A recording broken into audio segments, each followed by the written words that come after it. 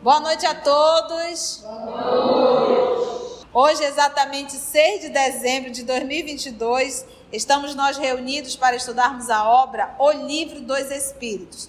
Hoje nós vamos iniciar o capítulo 5, intitulado Considerações sobre a Pluralidade das Existências. Item 222.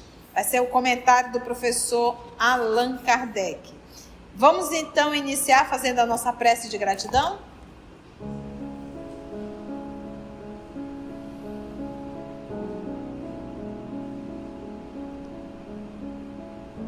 Amado Mestre Jesus, Deus, nosso Pai, nosso Criador, amigos espirituais aqui presentes, unimos, amado Mestre, nosso pensamento em um só nesse momento, para te agradecermos por essa oportunidade ímpar de estarmos aqui reunidos em teu nome, para mais uma vez estudarmos a obra espírita, o Livro dos Espíritos. Amor amado, que os amigos espirituais que aqui se encontram em teu nome possam mais uma vez amparar a cada um de nós, nos ajudar na compreensão da obra, nos inspirar, porque se aqui estamos, Senhor, é porque carregamos a vontade de aprender. E uma vez a lição sendo aprendida, sendo meditada e refletida, nós poderemos assim servir melhor a cada um dos nossos irmãos. Muito obrigada, amor amado. É em teu nome que todos nós aqui nos encontramos. Graça te damos, Senhor da vida. Então vamos lá, gente. Vamos lá estudar com o professor Allan Kardec. Que Deus abençoe a todos nós. Vamos lá. Item 222. O dogma da reencarnação. Então, às vezes a gente diz, o Espiritismo não tem dogma. Existe sim, o dogma da reencarnação. Então, a etimologia da palavra dogma, o conceito mesmo da palavra, a etimologia da palavra, quer dizer que é algo indiscutível. Tá? O dogma é algo indiscutível, ou seja, não existe espírita que não aceita a reencarnação. Eu não gosto de falar acredita, porque acreditar é crença. E quando eu falo em reencarnação, quando nós falamos em reencarnação não é crença, reencarnação é uma lei. É uma lei, entendeste? Então assim, eu não acredito em reencarnação. Isso não faz diferença alguma, porque você já está reencarnando há milênios. É uma lei que rege o universo, entendeu? Então, por isso não discuta. Eu não acredito em reencarnação. Tu diz, isso não vai fazer diferença nenhuma. Você não vai mudar a lei que rege o universo. A reencarnação é uma lei, não é crença, é lei. É lei natural, é lei da vida, o processo da reencarnação. Então, em Espiritismo, quando o professor Allan Kardec usa o termo dogma da reencarnação, ele está dizendo que a reencarnação é algo que não se discute, é inconteste. Então não tem espírita que diz eu não aceito a reencarnação. É impossível isso. Ficou claro isso? Então é algo que não se discute, a reencarnação. Logo é um dogma. Agora, se você for pegar o conceito de dogma dentro da igreja, principalmente naquele período da Idade Média, era algo inconteste e que você seria punido caso você não anuísse com os dogmas da igreja, entendeu? Você seria excomungado. Então, nesse conceito religioso, vamos dizer assim, da Igreja Católica, não existe dogma assim. Porque se você falar, eu não acredito na reencarnação, ninguém vai te excomungar por causa disso. Mas logo, você não é espírita. Não tem como, porque faz parte da base da doutrina, né? São os princípios básicos da doutrina espírita. Um deles é a reencarnação. É uma lei natural. Reencarnação é uma lei natural. E quando a gente fala em lei natural, a gente está falando de lei divina, de lei que rege o universo. Ficou claro isso? Então não vá perder seu tempo em discutir sobre reencarnação. Se você não acredita, tudo está. Não vai mudar nada. A pessoa já está dentro da lei porque ela está reencarnando. Entendeu a palavra dogma? O dogma é algo inconteste, é algo que não se discute. Por isso que ele usou o dogma da reencarnação, ou seja, algo que não se discute, que não é discutido, não se discute sobre a reencarnação. A reencarnação é uma lei, tá?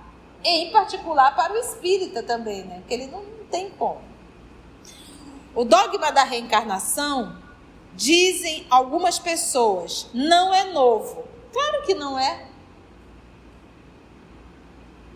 A palavra reencarnação foi criada por Kardec. Como ele diz, uma nova ciência, novos termos. Então a palavra foi criada por Kardec. A lei sempre existiu. A lei sempre existiu. Basta nós lembrarmos da fala do nosso Senhor Jesus, é o doutor da lei, que ele diz que o homem tem que nascer de novo. Outro ponto, quando eu pergunto sobre Elias, olha, Elias há de vir. Gente, Elias viveu mais de 1000 anos antes de Jesus. Como que ele poderia voltar? Você entende como eles tinham essa crença? Aí o que Jesus disse? Elias já veio e vocês não reconheceram. Quem era? João Batista. Lembra, Elias foi responsável pela decapitação de uma série de pessoas. Daí ele ter sido também decapitado. Isso fazia parte do processo expiatório dele. Quando nosso Senhor Jesus diz assim, dos nascidos de mulher, João Batista é o maior. Aí a pessoa diz, então pronto, Jesus não nasceu de mulher. Não estudou a obra Boa Nova, que lá ele explica. Quando ele diz dos nascidos de mulher, daqueles que nasceram para expiar e reparar, de todos João Batista era o maior. Dos nascidos de mulher, aqueles que reencarnam para expiar e passar por provas, João Batista é o maior.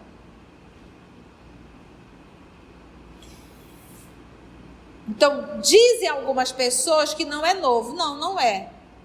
Foi ressuscitado de Pitágoras. Pitágoras abordou. A palavra reencarnação? Não, o fenômeno. A palavra foi criada por Kardec. Há pessoas tão fanáticas, eu acho que é um fanatismo, porque todo fanático ele fica cego. Ele perde o bom senso e a razão. Todo fanatismo ele te faz com que você não raciocine de forma lógica. Então, reflete bastante nisso. Presta atenção. Então, diz algumas pessoas, não é novo, foi ressuscitado de Pitágoras. Vamos pegar um pouquinho Pitágoras, que foi filósofo e matemático, e nós estamos falando de aproximadamente 570 anos antes de Cristo. Antes de Cristo, Pitágoras. Jamais dissemos que a doutrina espírita fosse uma invenção moderna. Jamais dissemos que a doutrina espírita fosse uma invenção moderna. O termo doutrina espírita também foi um nome dado a leis que já existiam. Reflete comigo. Jesus foi crucificado? Foi. No domingo pela manhã, quem foi que apareceu a Maria de Magdala? Jesus. Jesus não apareceu a Maria de Magdala? Apareceu como? Em corpo e em espírito? Entendeu? Ele conversou com Magdala. As outras mulheres, quando foram, que também foram para fazer o mesmo serviço de Madalena, ao chegarem lá, elas não viram Jesus e viram quem? 2 espíritos chamados o quê? Anjos. Que tinham movido a pedra. E eles, os anjos, foi que falaram a elas que Jesus tinha ressuscitado. Só nesse momento nós temos aí a comunicação dos espíritos. Nós temos o fenômeno de aparição ou materialização, momentos depois, quando Jesus aparece aos discípulos e olha para Tomé e diz o que é Tomé? Toque, Tomé, em minhas feridas. Toque, Tomé tocou, Jesus se materializou. E a gente estuda o fenômeno da materialização. Pode ser tocado, fotografado. Nós temos, inclusive, imagens, fotos. O próprio Chico, como um médium também de materialização, realizou o fenômeno. O Emmanuel se materializou, a Sheila, né, aquela enfermeira, né, também se materializou. A própria mãe dele se materializou, o irmão dele, tem vídeos contando, o irmão dele contando, o irmão de Chico contando a emoção que foi em ter visto a mãe materializada, ter visto a Sheila. Então é autêntico o fenômeno, mas isso foi criado com o Espiritismo? O Espiritismo explica, mas o fenômeno sempre existiu. Por isso é que ele diz aqui, ó, jamais dissemos que a doutrina espírita fosse uma invenção moderna. Não é. Só que chegou o momento da gente entender, pela ciência, pela explicação e pela lógica, o que eram esses fenômenos.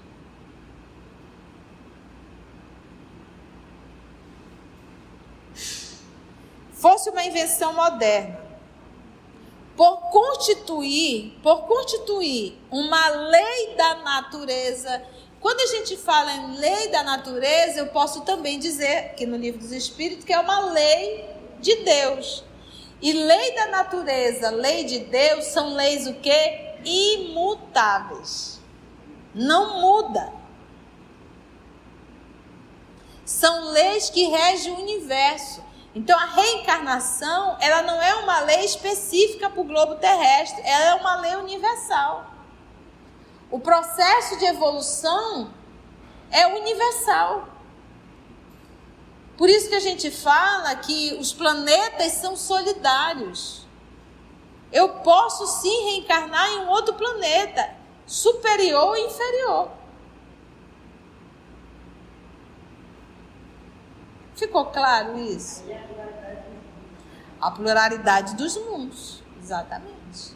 Mundos habitados. A nossa irmã aqui perguntou se quando Jesus disse do maior de todos, João Batista, João Batista é o maior de todos, ele está falando a nível moral. A nível moral. Dos nascidos de mulher, ou seja, daqueles que nasceram no processo da reencarnação para reparar seus males, João Batista era o maior. E ele era o precursor. Foi ele que saiu avisando e divulgando da vinda do Messias. Os momentos são chegados, daí o início do batismo. E ele identificou o nosso Senhor Jesus. Lembra da voz? Outro fenômeno, a voz direta. Quando Jesus se aproxima do rio para ser batizado pelo João Batista, considerado João Batista, veio uma voz direta. A voz disse: este é o meu filho. Este é o meu filho amado. Voz direta. Que é a pneumatofonia. Então o Espiritismo não vem trazer coisas novas, ele vem explicar as leis que regem o universo. É tão fácil, é tão lógico. Não tem o que pensar, mas o fanatismo nos impede de ver. Todo o Novo Testamento e o Antigo Testamento são ricos de fenômenos mediúnicos. Então, ele diz assim, não fosse uma invenção moderna, por constituir uma lei da natureza. O Espiritismo há de ter existido desde a origem dos tempos e sempre nos esforçamos em provar que se encontram sinais dele na mais remota antiguidade. Ou seja, quando ele fala no Espiritismo, ele está falando nas leis. Por isso que a gente diz que o Espiritismo não é um partido religioso. O espiritismo não está aqui para disputar adeptos. Ninguém faz proselitismo. O espiritismo não tem essa função. Por isso é que o Kardec diz que o espiritismo não é a religião do futuro, mas o espiritismo é o futuro de todas as religiões. Todas as religiões irão caminhar para a certeza da comunicabilidade dos espíritos, da vida após a morte, da comunicação, da reencarnação, da pluralidade dos mundos. Gente, até um tempo atrás, quem girava era o Sol em torno da Terra, lembra disso? Ai de quem falasse o contrário. Então o tempo vai mostrando as leis que regem o universo. Hoje nós temos um número de crianças que nascem contando detalhes da sua vida passada. E que a primeira coisa é o desespero dos pais. Leva para onde? Para o psicólogo. E o psicólogo também se desespera porque tem tantas informações particulares que alguns de bom senso decidem averiguar e se deparam com a realidade. Falta de atenção. Quando você tem um filhinho dentro de casa, essa coisinha fofinha que tu jura que é um anjo, mas está disfarçado, porque de anjo não tem nada, ele já vai mostrando as suas tendências, boas ou ruins. Mas da onde que ele traz? Se você agora que pegou essa coisinha de Jesus, mas já é cheio de vontade, cheio disso, cheio daquilo. Não é verdade? Então você já sabe da onde ele traz essas tendências boas ou tendências ruins. Pitágoras, como se sabe, ou seja, bem antes lá de Jesus, não foi o autor do sistema da metempsicose. A metempsicose, qual era essa ideia da metempsicose? Que o espírito poderia voltar.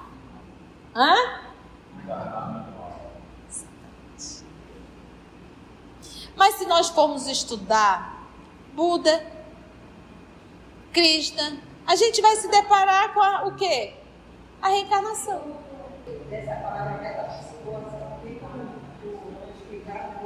É a volta do espírito no corpo dos animais. De corpo de animais. No espiritismo isso não... A lei não é assim. A lei é muito clara. Não existe o quê? Não regride. Não regride. Então, uma vez você adquirindo a sua individualidade como espírito, você não volta mais a habitar um animal. Não volta. A ideia da metempsicose, que surgiu também lá no Egito antigo mesmo, ali bem, estou falando de 6, 7 mil anos antes de Cristo, surgiu lá por quê? Qual era a ideia deles? Quando eles foram exilados de um planeta do sistema de Capela, reencarnar num planeta como a Terra, e ainda naquele mundo primitivo, de corpos primitivos, para eles era o quê? Entrar no corpo de um animal. Daí surgiu a metempsicose. A metempsicose, nomezinho bonito, né? Metempsicose. E aonde que isso está? No livro A Caminho da Luz. O Emmanuel explica detalhadamente isso. Da mesma forma, o politeísmo. Então, uma vez espírito, não volta mais para ser um princípio inteligente, para habitar um animal, não mais. Aí como o povo ainda se mistura um pouquinho na cabeça, mas tia, se eles saíram do sistema, de um planeta, do sistema de Capela, para reencarnarem num planeta primitivo, em corpos ainda primitivos, isso não é regredir. Tudo que eles alcançaram, conquistaram, eles trouxeram. Tanto principalmente ali o povo do Egito, os iniciados, como chamado, eles eram bem mais evoluídos. Eles trouxeram, eles não perderam. Agora, o que a gente tem que entender é, por exemplo, muitos estão sendo exilados do nosso planeta.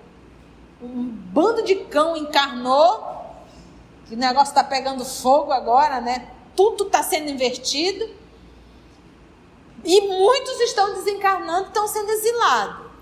Aí eu lhe pergunto, a nível moral, são evoluídos? Não, pode ser até pior do que os que estão lá começando. Porque tem a maldade dentro de si, a malícia. Coisa que os irmãos que estão iniciando lá nesse planeta talvez não tenham. Entende? Pitágoras, como se sabe, não foi o autor do sistema da metempsicose. Ele o colheu dos filósofos indianos e dos egípcios. Porque os indianos, que são os hindus, também eram capelinos. Eram os 4 grandes grupos que vieram. Esses 4 grandes grupos foram divididos por encrencas. Por encrencas. Então, um grupo eu vou colocar encarnou porque foi a primeira vez no planeta. Foram para o Egito. O Egito já existia o povo dentro do Egito. Eles foram inseridos. Porque quando a gente fala, parece que todos que eram ali eram capelinos. Não, eles foram inseridos. Os hindus, os indianos, foi um grupo também para a Índia. E é tão interessante que dentro da Índia, desse grupo, houve uma divisão. Daí surgiu os arianos, porque de lá eles subiram e vieram para a Europa. Veio justamente dos hindus, que é o que a gente chama de hindu europeu. Agora, é tão interessante quando a gente estuda. Gente, a obra Caminho da Luz é um espetáculo. E eu fico muito feliz que ela está no canal. Mas quando os arianos, que são os hindus europeus, de todos os 4 grupos, os arianos eram os mais revoltados contra Deus. Eram os mais revoltados contra o exílio. E foram justamente eles que ficaram com os indianos um tempo, que era para ver se conseguiu se espiritualizar. Mas logo depois eles se desmembraram e aí tivemos ali os hindus europeus. E os nossos irmãos judeus, os hebreus, né, que também veio um grande grupo ali do sistema de Capela. Agora, o que o livro nos conta é que do grupo de Capela que foi para o Egito, todos voltaram já. Todos conseguiram se reabilitar, porque era o menos enrolado com a lei. As pirâmides, o ponto dela, o ápice dela, está apontando justamente para o sistema de Capela. Fantástico isso. Estudem a obra Caminho da Luz. Vocês vão conhecer a história do planeta Terra. Está no nosso canal. Então ele diz, ele o colheu dos filósofos indianos e dos egípcios. Então o Kardec aqui está dizendo, olha, não saiu da cabeça de Pitágoras, não. Onde existia desde tempos imemoriais. Ou seja, não tem nem memória de quanto tempo tinha essas informações. Por que eles fazerem o movimento das múmias? Porque eles acreditavam que o espírito poderia o quê? Voltar. Eles traziam essa crença. Outra coisa, lembra da saída de Moisés do Egito? Os hebreus ficaram aproximadamente 350 anos, um pouquinho mais, um pouquinho menos, como escravo no Egito. Pensa, 350 anos, morre gente, reencarna, morre gente. A cultura dos nossos irmãos hebreus, eles se perderam. Ali eles faziam o que os egípcios faziam. E qual era a prática dos egípcios? A evocação, chamar os mortos. Era uma prática comum que eles faziam. Eles tinham contato com os mortos. Lembra dos pitões e as pitonisas, que eram os médios? Né? Então isso sempre existiu. Por isso que Moisés proibiu. Porque como é que você pode brincar com a espiritualidade? Então tinha que proibir mesmo. E eu sempre digo, para muitos de nós é proibido ainda. Porque se não estuda, eu digo, deveria ser proibido reunião mediúnica para quem nunca estudou o livro dos médios. Que aí vai construindo essas aberrações que a gente vê nas instituições. Mas infelizmente ou felizmente, o espiritismo respeita o livre-arbítrio. Mas que às vezes é necessário uma mão de ferro, porque senão o povo vai fazendo cada besteira. Falta de estudo. Então, Moisés proibiu. Se ele proibiu é porque isso era um fenômeno autêntico e era feito. Era uma prática comum. Na realidade, tudo tem um propósito, A gente começa a ler essa obra, a gente começa a perceber todo o engajamento do universo, dessa vida dos irmãos de capela, da constelação do Peixeiro. Isso é muito interessante. Porque, sabe, Lúcia, eu percebo muito assim, a misericórdia divina, ela utiliza tudo. Pensa no reciclador.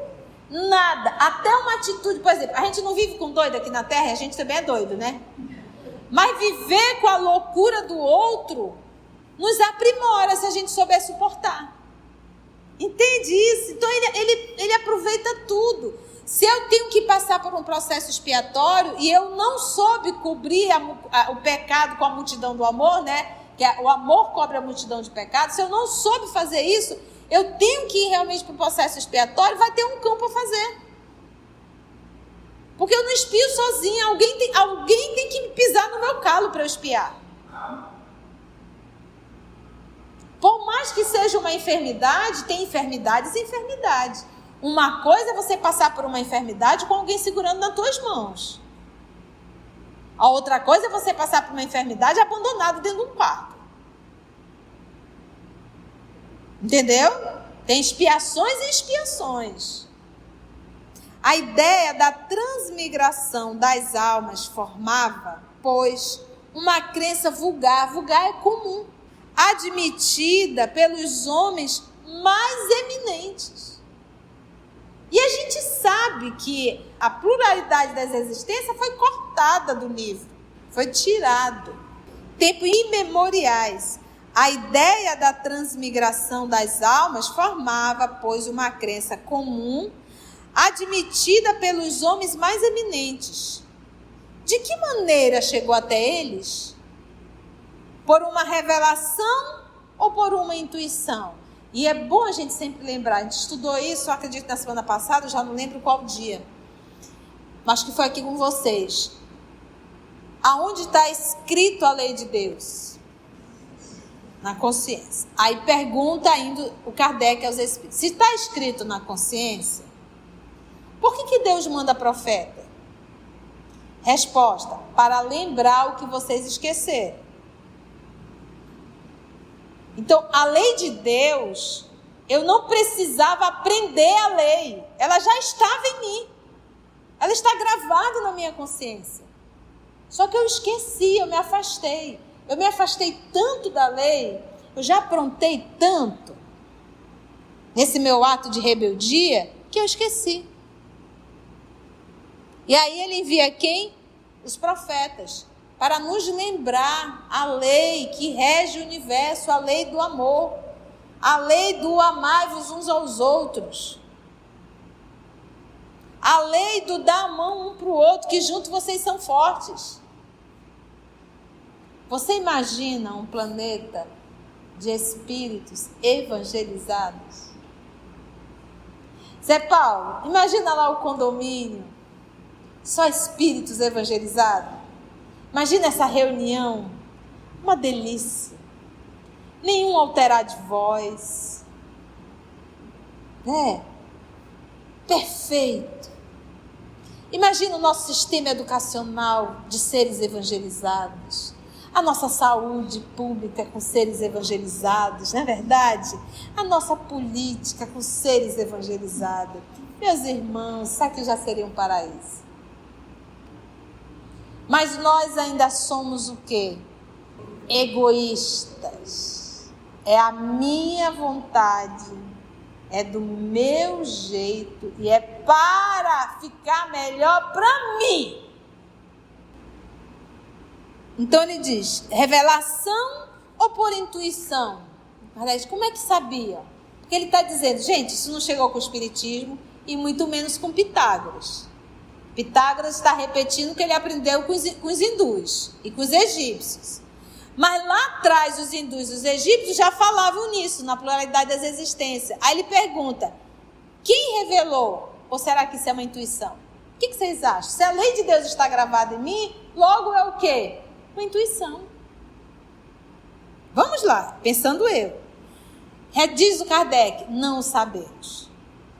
Mas, seja como for, uma ideia não atravessa os séculos, nem é aceita pelas inteligências de escola, se não contiver algo de sério.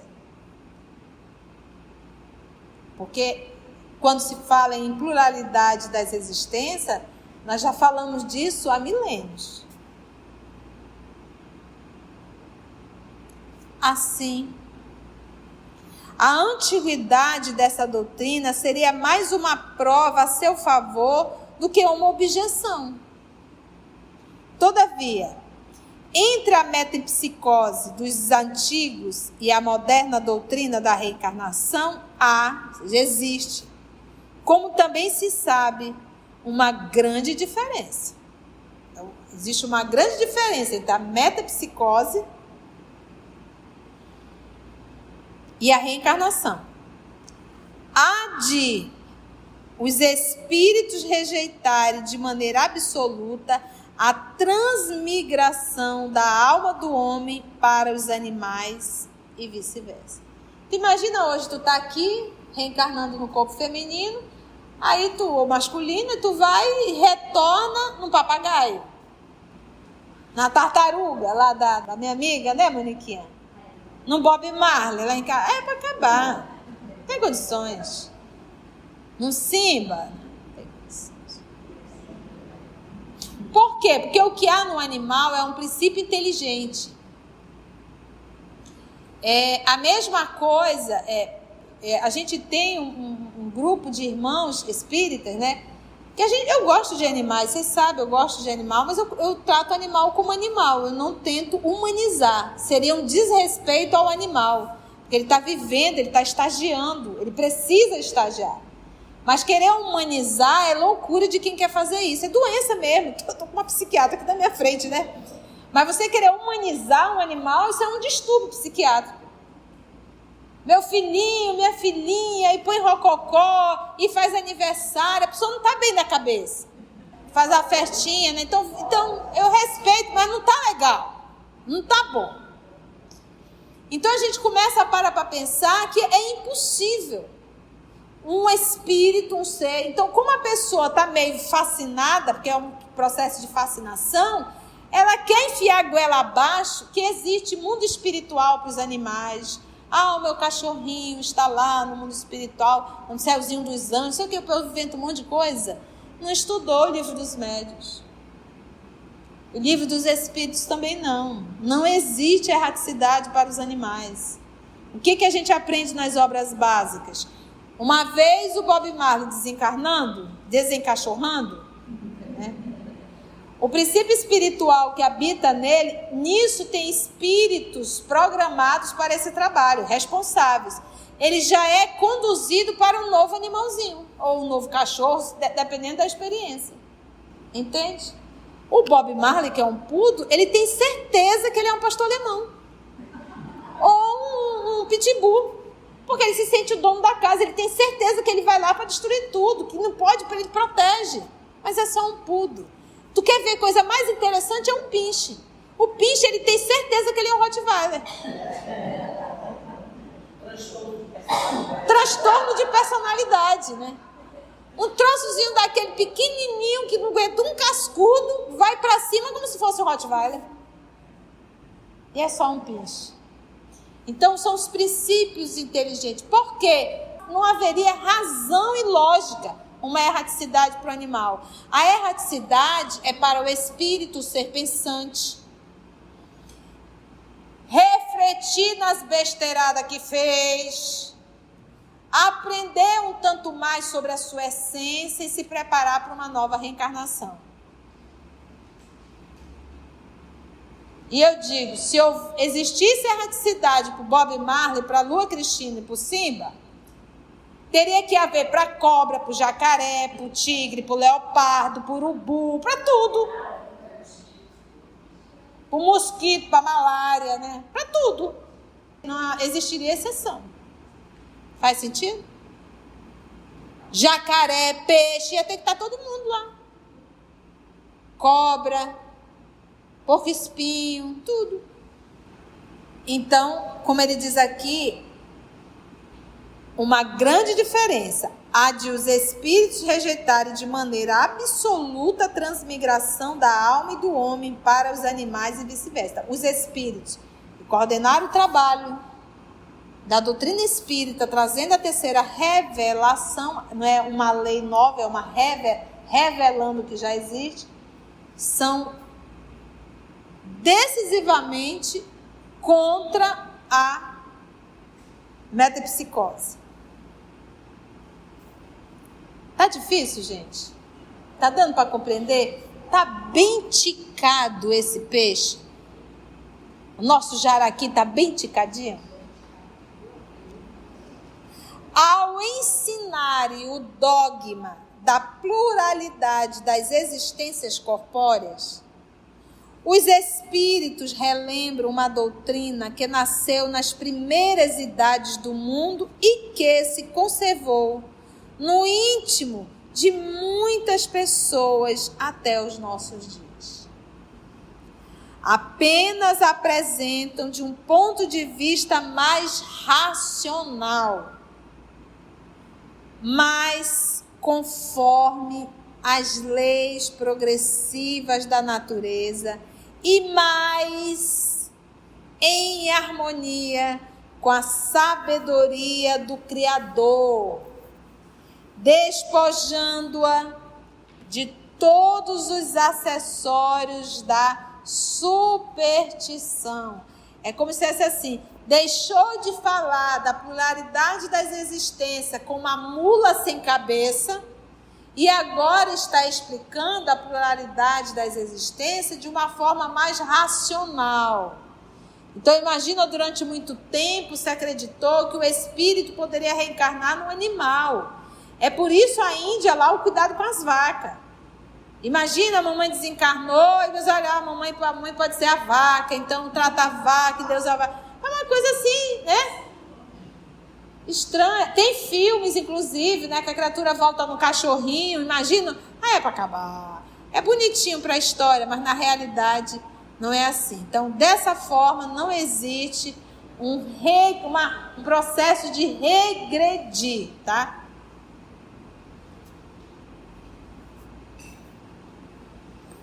Foi bom, gente? Deu para aprender alguma coisinha? Muitas coisinhas, diretora. Que bom. Deus assim nos permitiu. Antes de orarmos em agradecimento, vamos ouvir algumas considerações da tia que destacamos neste estudo para a reflexão dos ensinamentos. Vamos aos destaques da tia? Dogma é algo indiscutível, ou seja, não existe espírita que não aceita a reencarnação. Reencarnação não é crença, reencarnação é uma lei. Reencarnação é algo que não se discute, é incontestável. A palavra reencarnação foi criada por Kardec. A lei sempre existiu. A reencarnação, ela não é uma lei específica para o globo terrestre, ela é uma lei universal. O processo de evolução é universal. Por isso que a gente fala que os planetas são solidários. Eu posso sim reencarnar em um outro planeta, superior ou inferior. Por isso que a gente diz que o Espiritismo não é um partido religioso. O Espiritismo não está aqui para disputar adeptos. O Espiritismo não é a religião do futuro, mas o Espiritismo é o futuro de todas as religiões. Imagina o nosso sistema educacional de seres evangelizados. a nossa saúde pública com seres evangelizados, não é verdade? A nossa política com seres evangelizados. Meus irmãos, sabe que já seria um paraíso? Mas nós ainda somos o quê? Egoístas. É a minha vontade, é do meu jeito e é para ficar melhor para mim. Não haveria razão e lógica uma erraticidade para o animal. A erraticidade é para o espírito ser pensante, refletir nas besteiradas que fez, aprender um tanto mais sobre a sua essência e se preparar para uma nova reencarnação. Assim, concluindo o nosso estudo de hoje e agradecendo o nosso Mestre Jesus por mais este momento de aprendizado, vamos orar? Então, assim, agradecemos a Deus, nosso Pai, agradecemos a Jesus, o amor de nossa vida, e até o nosso próximo encontro, se Deus